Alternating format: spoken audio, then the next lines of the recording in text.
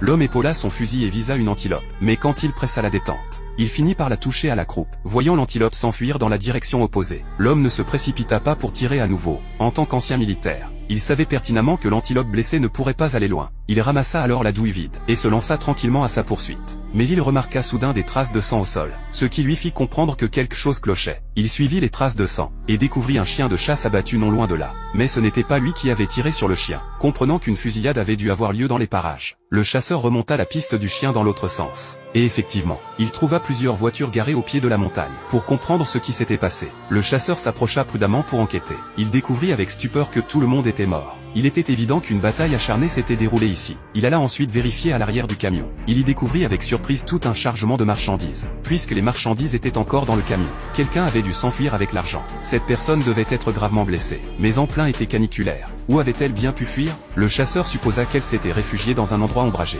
Bientôt, le chasseur aperçut une silhouette sous un grand arbre. Mais le chasseur ne se précipita pas. Au contraire, il attendit patiemment une demi-heure. Après s'être assuré que l'homme ne bougeait plus, il osa s'approcher lentement pour vérifier. Effectivement, l'homme avait cessé de respirer. Il vit une mallette noire à côté de lui. Le chasseur l'ouvrit par curiosité. Il découvrit qu'elle contenait 2 millions d'euros. Bien que cet argent puisse lui attirer des ennuis, pourquoi refuserait-il de l'argent qui se trouvait déjà entre ses mains? Il rapporta la mallette chez lui. Mais au moment de dormir le soir venu, le chasseur se sentait toujours mal à l'aise. Pour garantir la sécurité de sa famille, il organisa le retour de sa femme chez ses parents, et s'installa dans un motel avec l'argent. Pour enquêter sur leur origine, il cacha la mallette dans le conduit de ventilation de la chambre 137. Il remit ensuite le conduit d'aération en état, et ouvrit délibérément la chambre adjacente 138, sans savoir que cette décision lui avait sauvé la vie. Le tueur l'avait déjà identifié, et grâce au traceur dans la valise avait rapidement localisé la cible dans la chambre 137.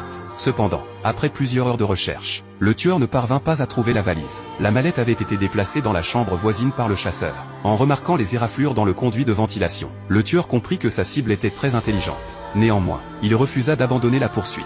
Il força la porte du chasseur de la même manière. Mais le chasseur avait déjà fui les lieux, et s'était installé dans un autre motel. Le chasseur réalisa que le tueur pouvait le pister, ce qui lui semblait étrange. Pour vérifier ses soupçons, il ouvrit rapidement la mallette d'argent pour fouiller. Effectivement, il y avait un traceur dans les billets. D'après la fréquence du clignotement rouge, il était clair que le tueur se rapprochait.